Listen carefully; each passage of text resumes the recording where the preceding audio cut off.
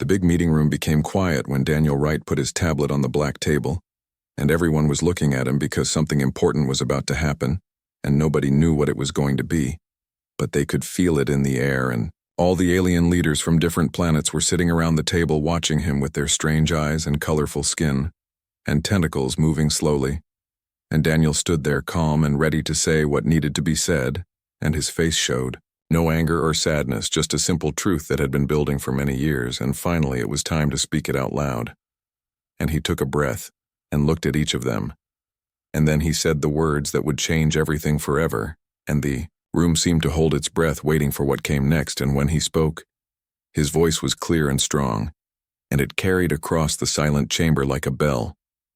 And he told them that humanity was leaving the council and it was final. And there would be no changing their minds because this decision had been made after much thought and discussion, and it was the right thing to do for Earth and all its people. The High Chancellor stood up fast and his crystal body shined with rainbow colors under the lights, and he looked shocked and worried at the same time, and he asked Daniel if this was really happening, or if they could talk about it more, and maybe fix whatever problem there was, and Daniel shook his head slowly and said, "This was not about one problem or one disagreement, but about 30 years of being treated like children, when humans had done so much work, and saved so many lives, and solved so many problems that the council could not solve themselves, and the council had taken all that help, but never gave anything back except rules and restrictions, and words that sounded nice but meant nothing, and now it was over, and humanity was going home." Another council member whose name was Thex jumped up and started talking loud and fast about how humanity had duties and responsibilities, and they could not just walk away after being part of the council for so long, and Daniel looked at him with calm eyes, and said that every duty had been done and every promise had been kept and every bill had been paid, and there was nothing left to tie humanity to this place anymore, and the only thing that remained was the choice to stay or go, and humanity chose to go because staying meant being small forever, and going meant being free to grow and become what they were meant to be, without anyone holding them back or telling them they were too young or too dangerous or too unpredictable to make their own choices. The room exploded with noise after that, and everyone was talking at once and arguing, and some were angry and some were scared, and some just looked confused, and Daniel picked up his tablet and walked toward the door without looking back, and the High Chancellor called after him saying that humanity was making a mistake, and that the galaxy was dangerous without the Council's protection, and without their trade networks, Earth would suffer and struggle and fail. But Daniel stopped at the door and turned around one more time and smiled a small smile that did not reach his eyes. And he said that humanity had survived ice and disease and terrible wars, and the emptiness of space before they ever met the Council, and they would be just fine on their own. And then he left and the door closed behind him with a soft sound that seemed very loud in that moment.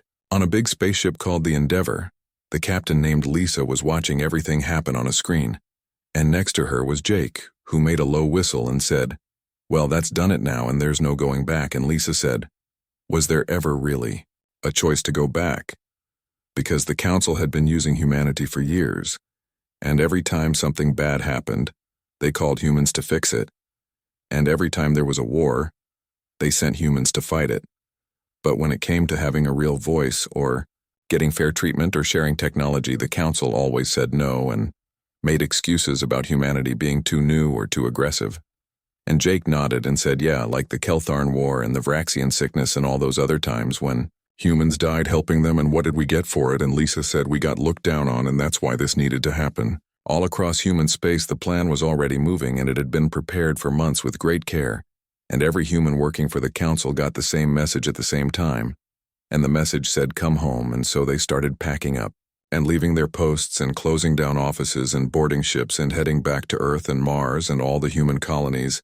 And it was organized and efficient like everything humans did when they put their minds to it, and nobody tried to stop them, because the Council was still too shocked to react, and Admiral Henry was watching it all happen from his command center above Earth. And he looked at the numbers and reports coming in, and Lieutenant Karen told him that everything was going smoothly, and most of the extraction was already complete, and Henry allowed himself a small smile because this was the right move, even though it was hard. On Mars, a man named Peter was shutting down the last of the technology sharing programs that the Council had made humanity agree to. and his helper Nicole asked him how much the council had slowed down human progress. And Peter showed her a timeline on a screen and said at least 50 years, maybe more, because every time humans invented something new, they had to share it right away. But when humans asked for council technology, the answer was always not yet, or too dangerous for you and Nicole. Laughed and said, well, now we can test all those things they said were too dangerous, and Peter grinned and said, exactly, and now we'll see how fast we can really go. Back at the council, the arguments continued for hours, and one member said this was unprecedented, and nothing like this had happened in 7,000 years. And another member named Valara said quietly that maybe that should tell them something important about how they had treated humanity. And another member named Drex said humans were just arrogant children who thought they were better than everyone else. But Valara pointed out that humans had solved more problems in 30 years than some species had solved in 300 years, and Drex said that was just luck. And Valara asked if others could have done the same work. Then why didn't they? And nobody had an answer for that question. And the silence that followed said more than any words could.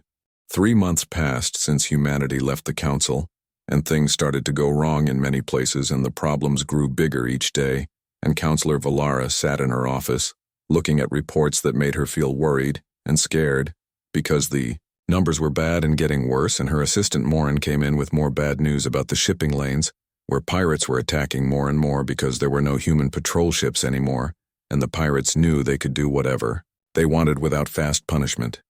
And the attacks had gone up by almost half, and merchant ships were being robbed and sometimes destroyed, and trade was becoming expensive and dangerous, and some routes were being abandoned completely because nobody wanted to risk losing their cargo and their lives.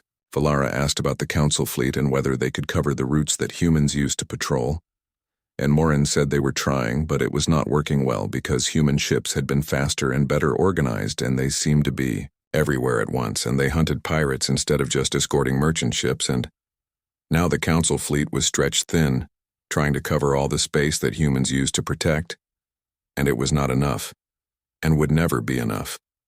And Valara closed her eyes and thought about how they had not appreciated what humans did until it was too late, and now people were suffering because of that mistake. On the Vraxian homeworld, a scientist named Hexlar stood in his lab, staring at equations that made no sense, and his team had been working for 17 weeks trying to cure a new plague, but they could not figure it out, and every approach they tried failed.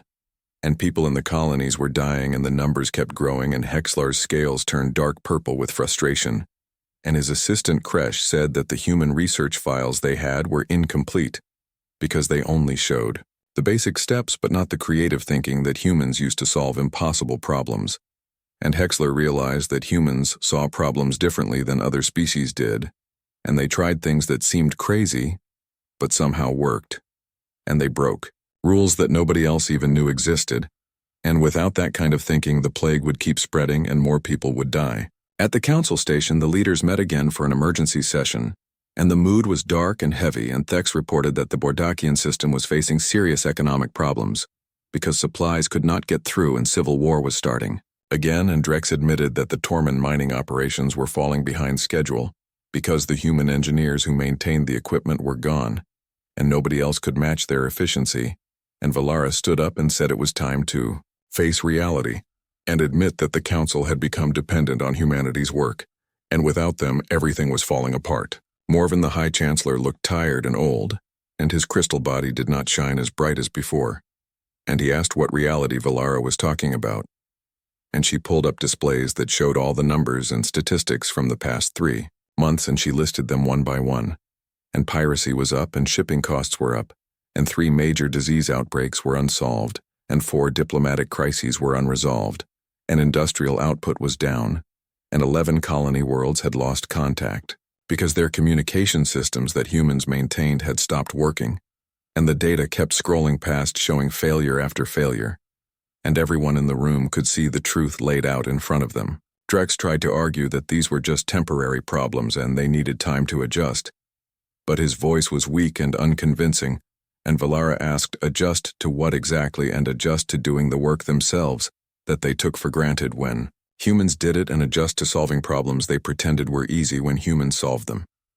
And Morven asked what she wanted them to do, and Valara said they needed to think about why humanity left and really understand it, not with excuses, but with honest truth, and the truth was they treated humans as junior partners while depending on them as essential members.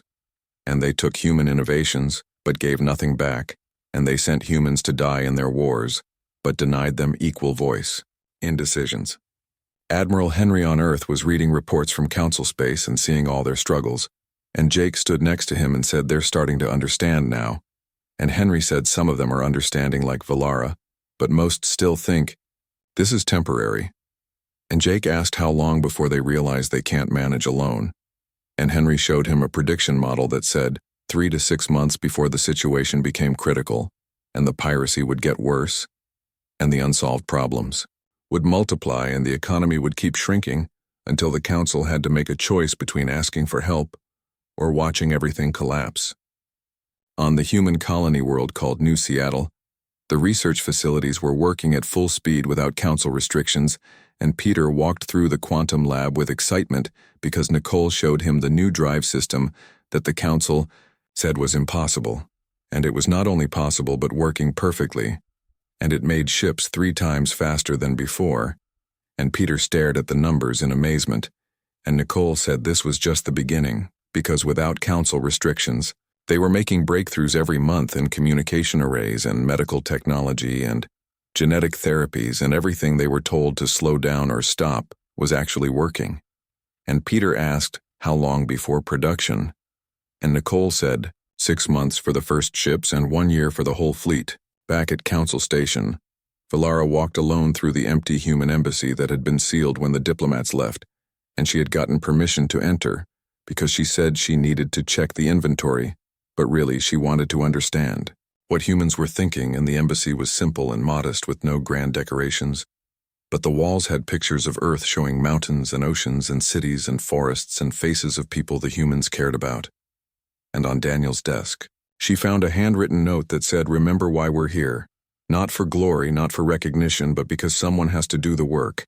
And if not us, then who?" And Valara held the note carefully and felt sad, because now she understood what the council had lost, and it was not just soldiers or scientists or diplomats, but people who did work because it needed doing, and who solved problems because they needed solving, and who gave everything and asked for little in return, and their stubborn, beautiful refusal to give up on making tomorrow better, and the galaxy was poorer without them.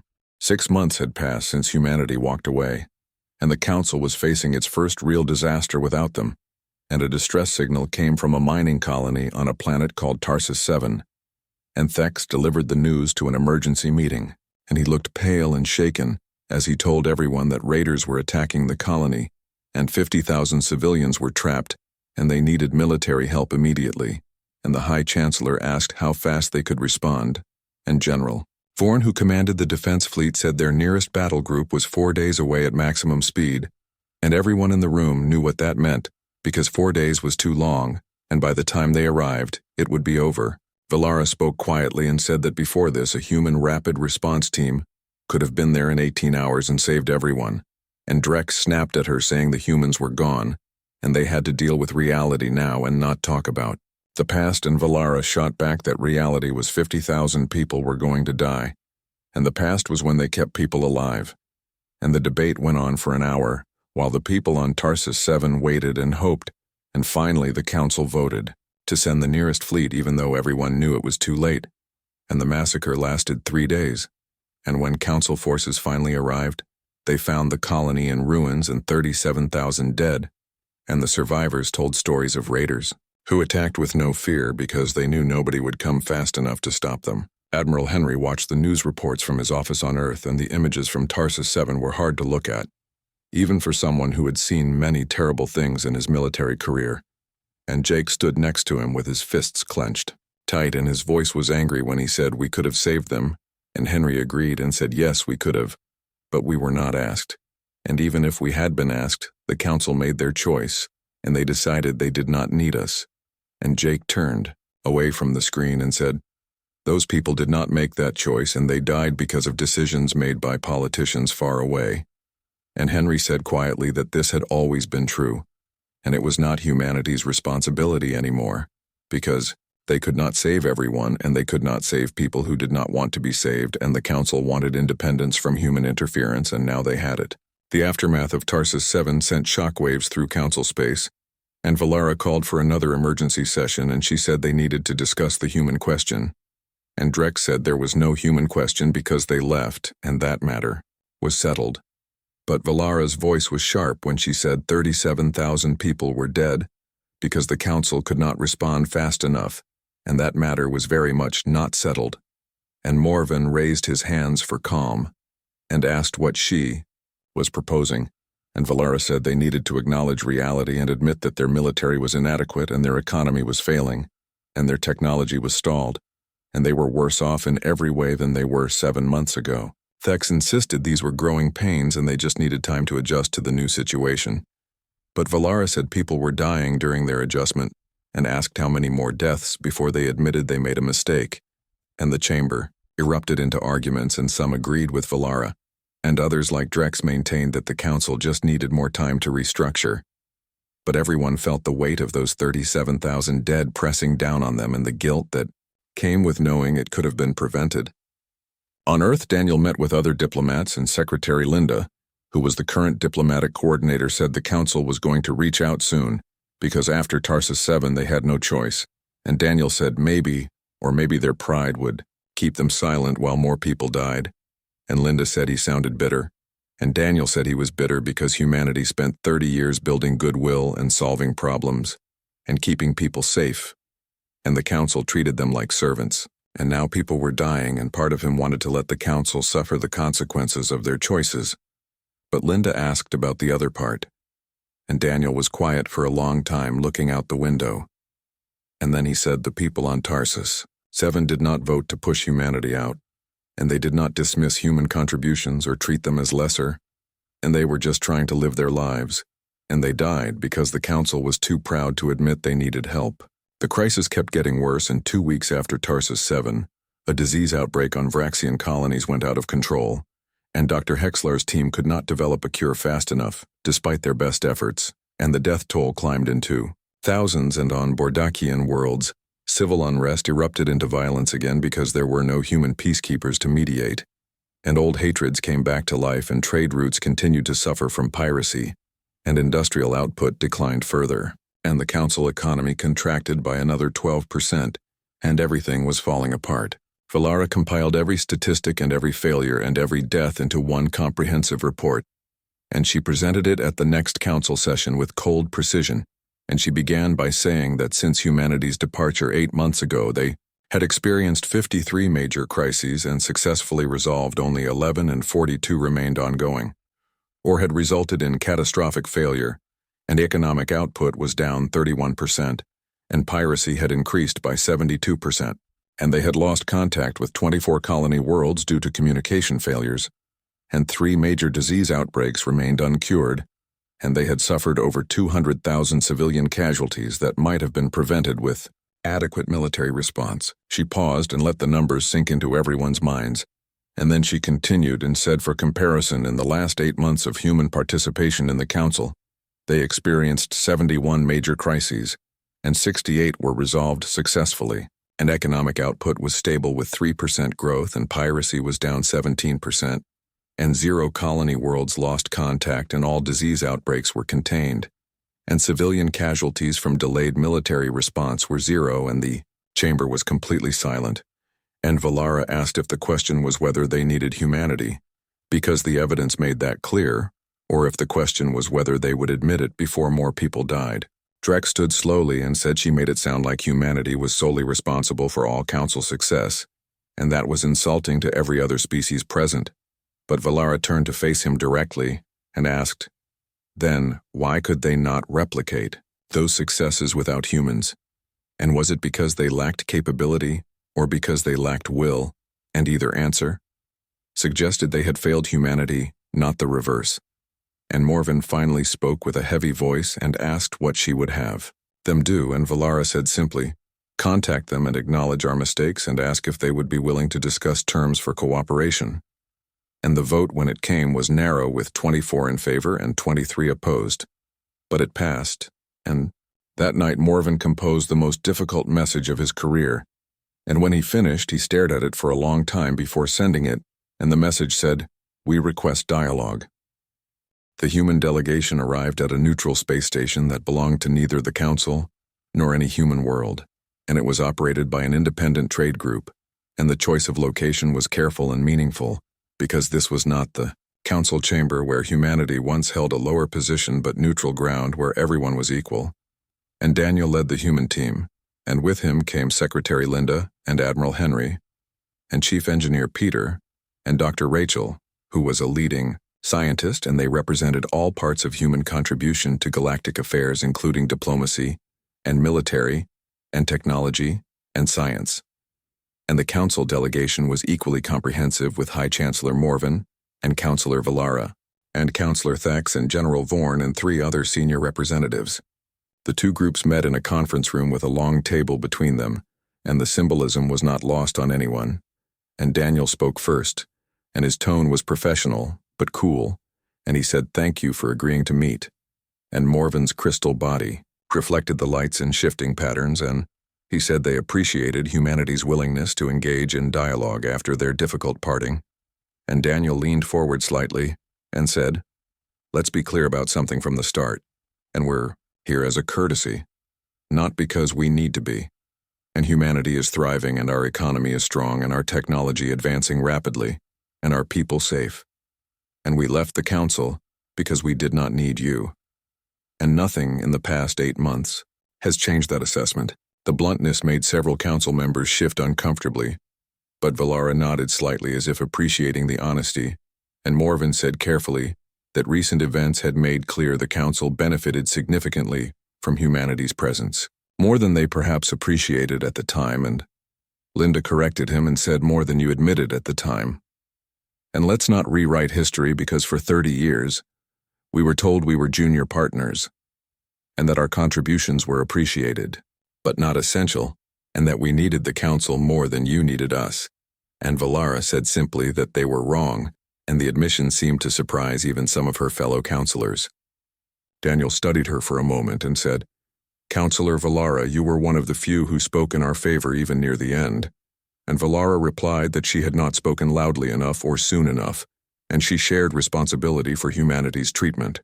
And Admiral Henry spoke up, and his weathered face was impassive when he asked what exactly they were proposing, and whether humanity should come back and resume their old position, and just forgive and forget, and everything goes back to how it was. And Morven said no, and there was something like relief in his voice at finally being direct, and he said they were proposing something different and a genuine partnership. Daniel said details in a flat tone, and Morven activated a holographic display showing a proposal for humanity's return to the Council, and it included voting rights equal to any founding species and full access to all Council technologies with no restrictions, and fair trade agreements with no discriminatory clauses, and representation in all major Council decisions. And Daniel studied the proposal, and his face revealed nothing, and then he deactivated the display and said no in a simple word, and the Council delegation looked stunned. And Thex's multiple eyes blinked rapidly, and he said, "You reject this, and these terms are unprecedented for a species of your age." Daniel replied, "That's the problem in terms for a species of our age.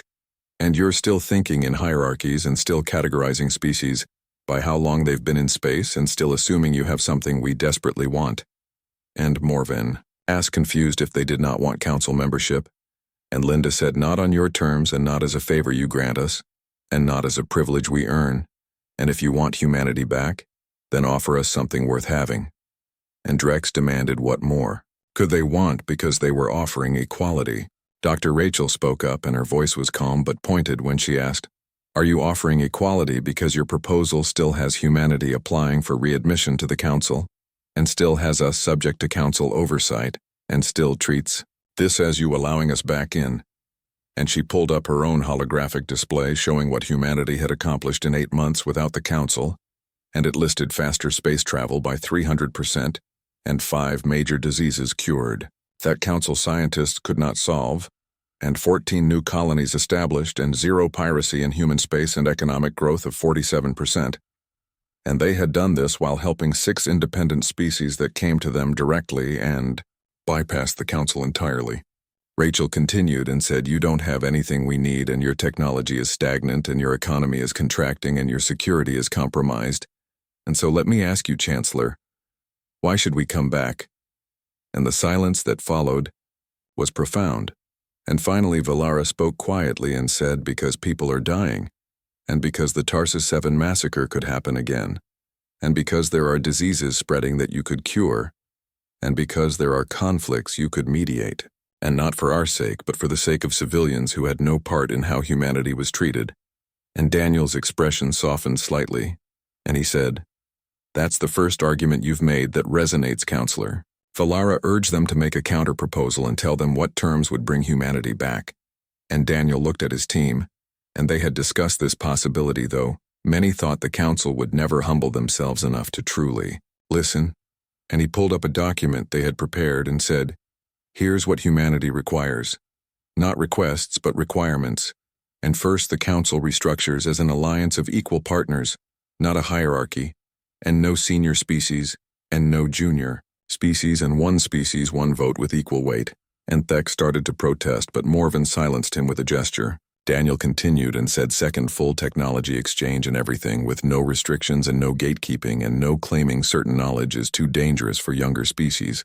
And Morven said that had never been done, and some technologies were legitimately dangerous, but Henry said then, "Treat us as adults capable of understanding that danger and not children to be protected from sharp objects."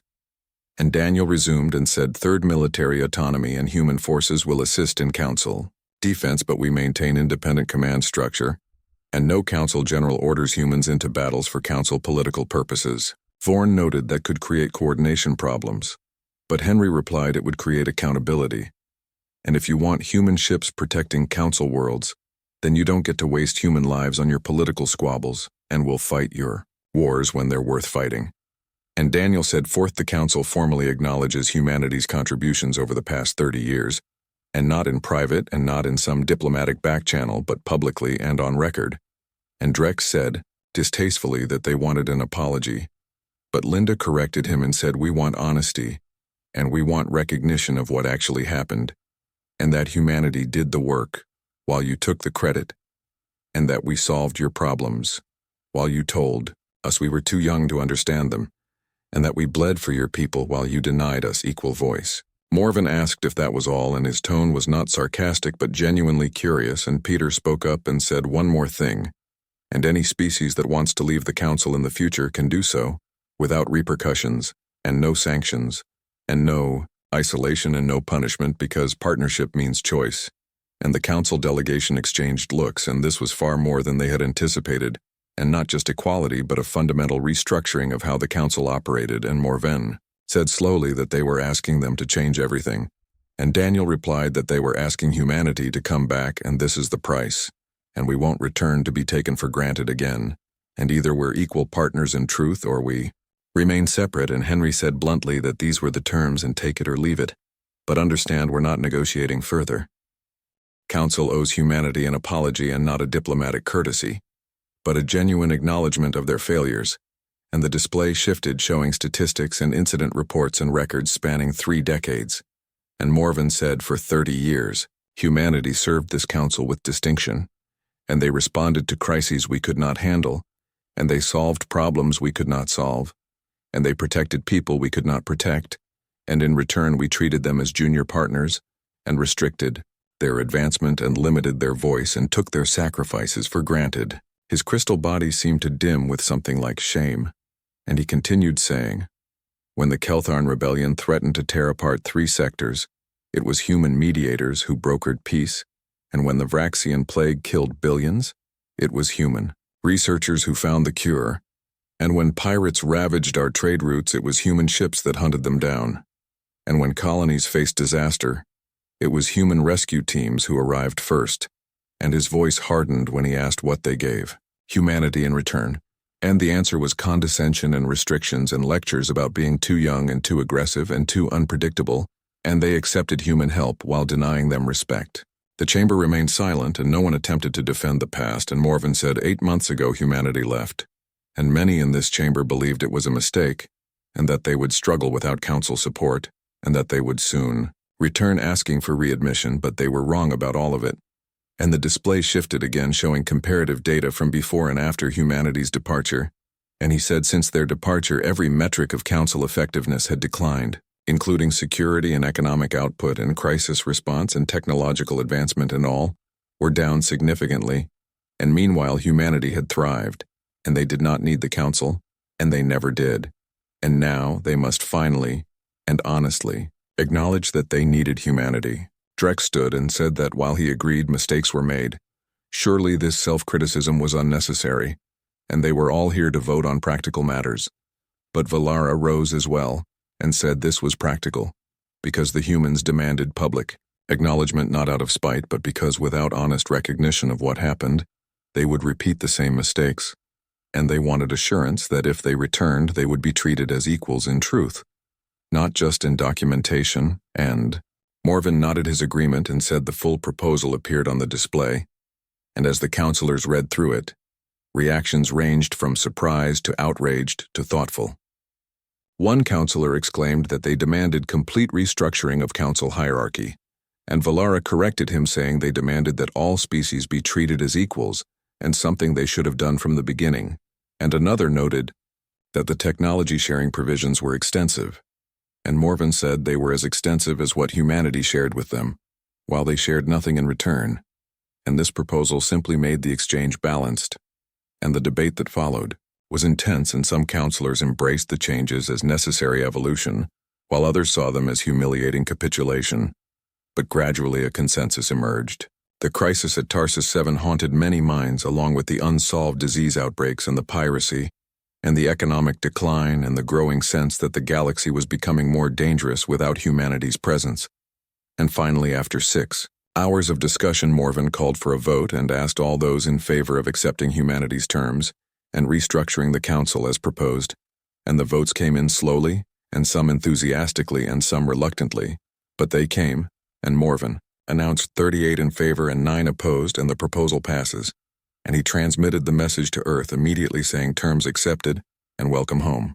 On Earth, Daniel received the message in his office, and he sat back in his chair, feeling the weight of the moment and 30 years of struggle and 8 months of absence, and now this. And Linda entered without knocking, having received the same message, and she said it passed, and Daniel replied so it did. And Linda asked how he felt, and he considered the question, and said vindicated and cautiously optimistic and tired and very tired. And she said, we're going back. And Daniel said, on our terms this time, and that makes all the difference.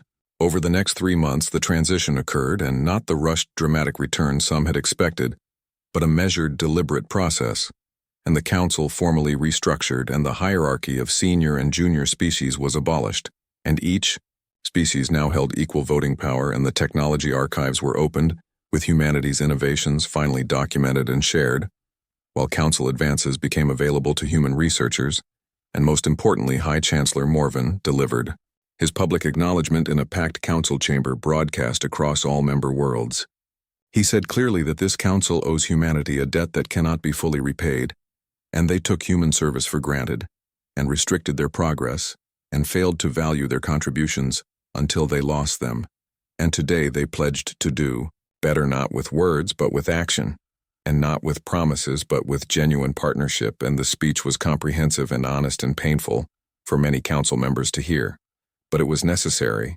And when humanity's delegation returned to Council Station, the reception was different, and no perfunctory welcomes or condescending congratulations, but instead representatives from across the galaxy lined the docking bay, and when Daniel stepped off the transport, they stood in respectful silence. Valara approached first and said, welcome back, Ambassador Wright, and Daniel smiled slightly and said, it's good to be back, Counselor, under better circumstances, and Valara replied that all circumstances are what we make them. So let's make these good. And the first joint council session with humanity's full participation occurred 1 week later, and the chamber felt different now. Though physically nothing had changed, but the atmosphere was transformed. And when Daniel stood to speak, no one interrupted. And when he proposed a solution to the ongoing Bordakian crisis, the council listened. And when he suggested a joint task force to address the piracy problem, they agreed immediately.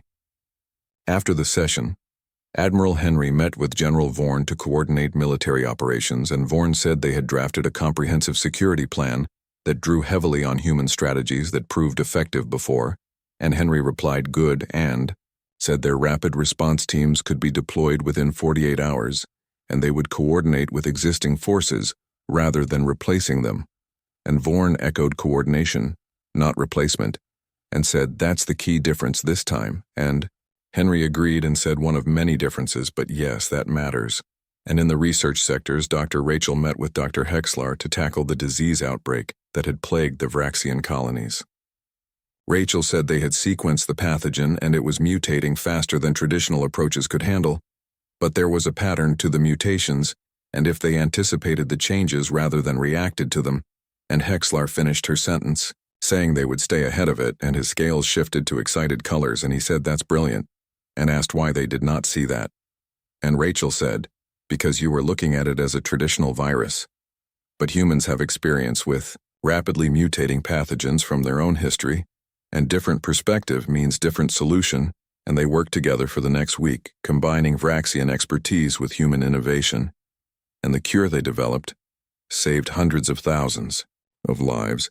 On Earth, Peter oversaw the implementation of the new faster space drives across a joint human council fleet, and the ships that emerged were faster and more efficient than anything either side could have built alone. And his assistant Nicole watched. The first hybrid vessel complete its test flight and said this is what cooperation should look like. And Peter replied, it's what cooperation could have looked like all along, but better late than never.